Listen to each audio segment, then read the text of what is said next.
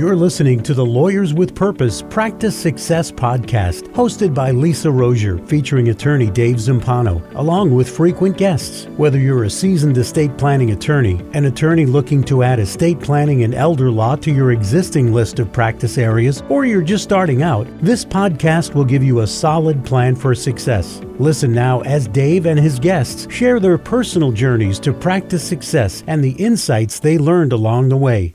Hello, everyone, and welcome to the Lawyers with Purpose Practice Success Podcast. Today, I am joined with Dave Zampano and one of our Lawyers with Purpose members, Jack Weyers, who is located in mid-Michigan, to be exact.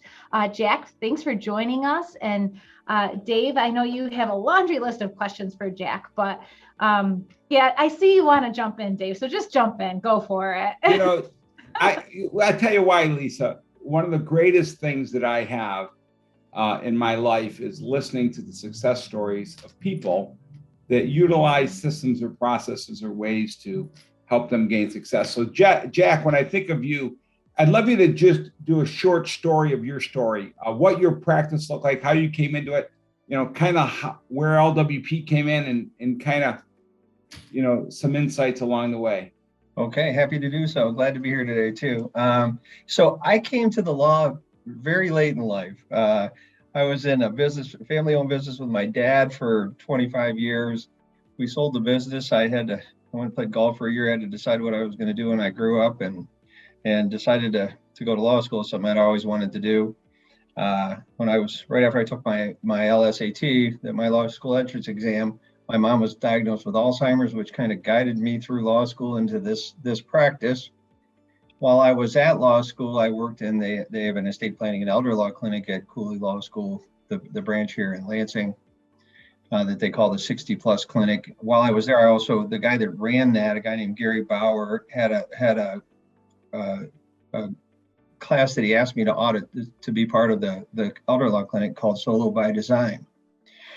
So part of that class was to go out and interview other solo attorneys, because he said I was too old to be an associate for somebody and haven't worked me to the bone. So I kind of listened to his advice, and this kind of is a prelude to what I'm going to tell you about my experience with LWP. And Dave, you know this story well. Is I kind of listened to his advice, and he said, go out and hang out your own shingle, go out and interview some other attorneys, and find out what they're doing, those that are successful, what's worked for them, what hasn't. So I did that, went and talked to 4 or 5 different estate planning attorneys in the mid-Michigan area. And one of the resounding things that I heard from them was that, don't reinvent the wheel. Find somebody that can provide to you a backbone, some legal technical expertise, some processes that you can incorporate into your practice so that you can hit the ground running. So at the time, I didn't know anything about Lawyers with Purpose. So I talked to some people, I did some research, and I landed on another entity named Wealth Counsel, enrolled there, joined with them, and at the risk of, saying something derogatory about them, they just didn't provide the kind of support that I needed to do this, because I was trying to, go out and find clients and build processes internally, and they just didn't have the processes in place. They had a decent document drafting system. And then whenever I asked legal technical questions, I got the same answer I get from the probate clerks when I go down there. They say, you're the lawyer, you figure it out.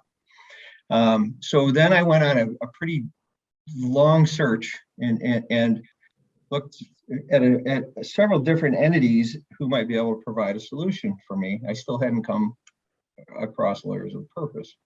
So when I say I kind of listened to Gary Bauer, I partnered with 2 other attorneys. So in hindsight, I wish I wouldn't have done that. I wish I would have listened to Professor Bauer. So I had to kind of, in midstream, I had to disengage from them too, which caused some problems. But the long and short of it was I did all this research, and I landed on another entity called the American Academy of Estate Planning Attorneys, who put me through a boot camp, and they showed me their processes and all these kind of things. And I still thought there were some things lacking, but I was, kind of attached to their newsletters. And one day I read this blog from their Medicaid expert, a guy named Dave Zampano. And I read his blog and saying, oh, gosh, Medicaid planning was something that interested me, and I really didn't get any support at Wealth Counsel regarding that. So so I read that, and then the next month, this Dave Zampano guy shows up again. I'm like, I kind of like what this guy has to say. So I see at the bottom is Dave runs Lawyers with Purpose. So picked up the phone, called Lawyers with Purpose, got on a woman who used to work at Lawyers with Purpose named Molly Hall, got on the phone with her. I said, Molly, what do you guys do there? And she says, well, we provide for you processes, a drafting system, a legal technical community that will provide wonderful support for you. And I said, my question to her was, like, well, why is Dave on AAEPA's his guest blogger if he's doing a lot of things that they push her to do? She says, you figure that out, Jack. So I did a little bit more research and talked to some people that were in Molly's behalf, talked to some people that were LWP members, joined in June of 18, I think. Yeah. So went to my Practice with Purpose in Louisville. Really just kind of fell in love with the system, Dave's people. So we joined up, and then I kind of listened to Dave too. I gotta tell you, that's kind of hard to hear, all that Dave stuff, because one of the things that we always train as entrepreneurs is you don't ever want to be person dependent, you want to be system dependent. So you kind of hear about this guy who's kind of like a guru or whatever he's supposed to be, but it sounds like you're having your own challenges and journey, saying, look, how do I get what I need to run a practice? I just want to practice law. And you were looking for, sounds like, a support system to help you, figure it out as you're going along. Right. So yeah, I'd been in a business before and built that from the ground up, and that took a lot of time, a lot of effort.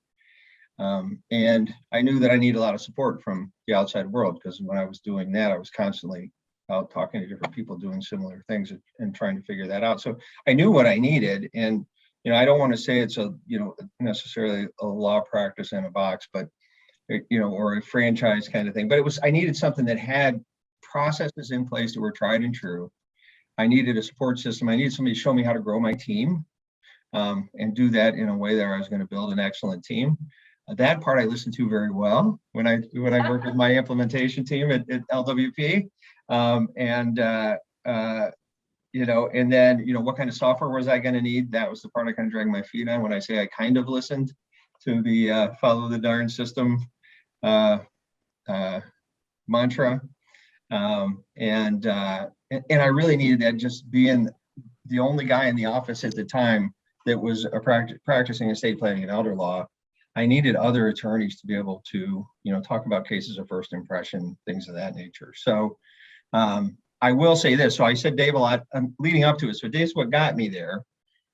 Dave was my coach at Practice with Purpose, but then we really got, embroiled and enmeshed with the LWP team and our implementation team, working with legal technical crew, going to tapers, getting the other folks on the team through Practice with Purpose, and being trained by the team to be a team. And as you've mentioned before, Dave, because one of the things that did attract me about Lawyers with Purpose was this promise that I wasn't going to have to be here 24 hours a day, 7 days a week to make this thing work. Yeah. So let me take a shot at that, Jack, because again, you keep using the word Lawyers with Purpose. I think you could take that right out of it, because I think the conversation is about you. And about, you think about it, it sounds like, you're just over the 3-year mark, right? And people, in my experience, they get all this marketing. Hey, we're going to solve your problems. We're going to have, whether it's us, Wealth Counsel, all the different ones out there, everybody's got their shtick, right? And everybody's going to save the day for us. Every email you get, it's going to be the next marketing firm that's going to solve all your lead problems, right? And I think that's important, because, Jack, I appreciate how energetic you are, but let's talk about the other side of it. I think so many times people are looking for a magic bullet. What's the button I push to make this all work? And it looks like 3 years later, you're doing pretty good or okay. We'll get to that eventually. It wasn't always, as my director of operations always says, sunshine and rainbows. What were some of the challenges that you ran into as you developed your law firm? When you're talking to the folks at the organization, what are some of the biggest challenges you experienced in getting from someone to something that's actually real and generating a consistent revenue? Well, I think, the one thing they don't teach you in law school is how to market your practice. So, I had some marketing resources that I was able to use, and some of that you do in fits and starts. You try something, see if it works. But at least I had some ideas of what was working for other people, and I could bounce those ideas off of other people. And then implementing systems. One of the things that I mentioned before, we were able to use kind of some of the systematic approach to building a team, finding the right people, using Colby scores, strengths finders, things like that. That were great resources. So I was able to, and have been able to, and I'll knock wood because so many people are struggling with staffing issues right now, build a team that's really solid, very cohesive, and they're just going to stay here. So that was kind of one of the easier things. But the struggles were with the systems and us being wed to old systems and kind of coming around to looking at the processes that were presented to us, because we had to make that decision. Either we're going to buy in or we're not, and use the processes that we signed up for when we signed up with LWP. So we tried to kind of cobble it together with some software that we had, practice management software we were using in the past, and our people were wed to it. And that was probably one of the bigger struggles, is to get them to kind of come along. And so Jack, I want you to pause here, because I think you're really onto something really, really powerful here. People, right? We are only as good as the people that we surround ourselves with. And I remember particularly with you, you did have a challenge, right? Because you had a leader of your firm that wasn't totally bought into systems and processes, or at least the ones that were being presented. And ultimately, I think I said something to you maybe at some point, Jack, you just have to decide what's your path to victory. Is it the way you're doing it, or is it considering the path that's being shown to you? And that really was a difficult moment, wasn't it? Because it involved people and changes. Oh yeah, it definitely was, because as I said, I built this team and I didn't want him to leave. And at the risk of saying I was letting the tail wag the dog a little bit in that particular moment, because that was a real turning point here at the firm. In that particular moment, I had a little bit of fear that I might lose my quarterback, so to speak. And, but when we really looked at, and we were able to have a conversation with you, Dave, actually, which I thought was amazing that you were willing to give your time for us to have that conversation about, what are we all here for? What's our goals, and what are the things that are going to get us, to the promised land, so to speak. Is it the way we're doing things? Because they weren't working that great. We got buy-in from everybody. So that was a real people moment. And since then, the team is even more cohesive, because I think that was causing some divisiveness, within the troops, and I wasn't all that confident about where things were going. So since we did that and got the people all on the same page, along with the processes, these despite COVID, which has caused some fits and starts, over these last 18 months, since we really went through that kind of critical moment, it's been, things just keep going up. I mean, it's been a really good thing. So what does that mean, Jack? So I'm hearing your practice today, just describe it. So 3 years ago, you came in. What did you look like team? How big was it? How small was it? You had partners, you had to get rid of the partners, or did that all happen before you got here? And what does your practice look like now? And then, Right. So 3 years ago, I was practicing with a family lawyer and a criminal lawyer. And we had essentially one staff person, maybe one and a half, and we would use some interns from some local, the local community college and local law schools. And the work was pretty fragmented. We weren't generating a ton of revenue, and we were kind of competing with each other as to who was, get the resources to get things done. When one partner retired, the other partner went home. It was just kind of providence. Things just kind of fell in place, which I'm blessed to say has happened. And today we have internally, we've got 2 lawyers. So I since hired another attorney. We focus our practice on, we say we do 3 things. We do them 3 things very well. We do estate planning, wills and trusts, we do Medicaid planning, and we do estate administration. And Sarah is here. We're both cross-trained, but Sarah really is she's the guts that makes the engine run and runs our processes along with the system. And we've got Zoe and Eric are both here full time, and we've got another gentleman that helps do some funding here in our office. So we really got 4.5 staffers here now. I spend most of my time, out doing relationship management now and focusing on estate planning. Everything else just kind of happens now. So I'm able to go on vacation and be with my young family for an old guy. And I forget, during that whole time, I guess the background I'd love to share about you is you got married, you had twins, right? Yeah, I had them as well. So I'm 62, I got a 7-year-old and 3-year-old twins, and they're pretty demanding. So, the one thing I will say is I remember the kind of the first talk I had about Lawyers with Purpose, and the thing that going back to what Professor Bauer told me was, you don't want to be a slave to this thing, and I can take a week off now and not worry about whether we're going to be able to make payroll or if I'm going to have to come back and put out 1 million fires. Yeah. And your income, how, on a scale of 1 to 10, how pleased are you with the current net profit that you have on a regular basis? So, I'm a tough guy to please, maybe. So put it this way: 3 years ago, at a scale of 1 to 10, it was a 2, maybe. 18 months ago, it was a 4. Now it's probably a 7. So we're getting there. We're with a bullet. So so it's good. It's good.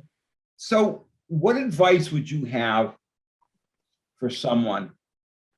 So it sounds like you kind of came out of the gate as a relatively new attorney, and you're trying to seek an area of law, estate planning, because your mom's diagnosis. What's your words of wisdom to someone listening to this that's thinking about starting a practice? And again, not LWP, but what have you learned along the way that you think would be really important for them to know? Well, I think, first of all, don't think there's a magic bullet. That's kind of it's funny, when I was in law school and I would run into other attorneys and I'd tell them I was going to law school and they say, "Are you crazy?" And then when I went and interviewed these attorneys, they made it sound maybe too easy. So, it's going to take some hard work. But, I guess is to do some vision where you want to be. And then, take the time to find the right people and find something that's going to offer you tried and true processes.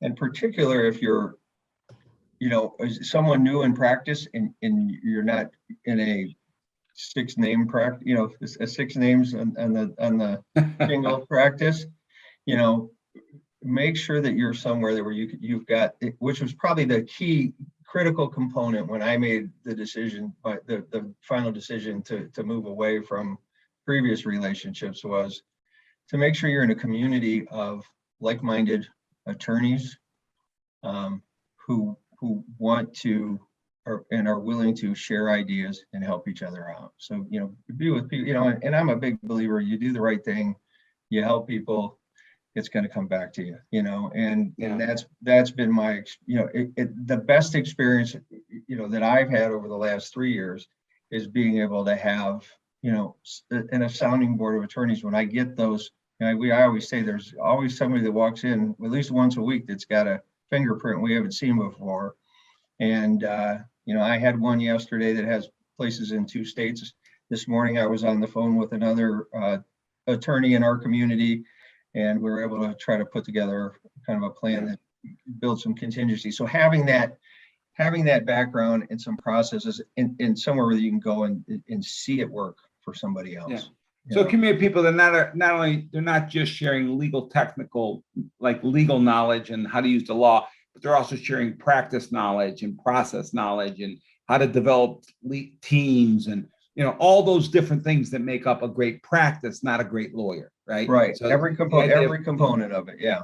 How to go find clients. So, that's one of the toughest ones I hear from young lawyers. I mean, or at least young in practice lawyers is, nobody told me I was going to have to figure out how to be a marketer, and build a team. I mean, that's the other thing too, is you just think it's going to be this, if you have this legal expertise that, or a legally analytical mind, that somehow success is going to come to you. That's not the And I case. think, in 3 years, you've gone from you by yourself essentially to having 4.5 staff and an associate, and regular recurring income, the ability to go on vacation when you want to go on vacation without worrying about cash flow. And so it's an interesting journey. Lisa, anything different, as we wrap up, that, you listen, you're out here listening.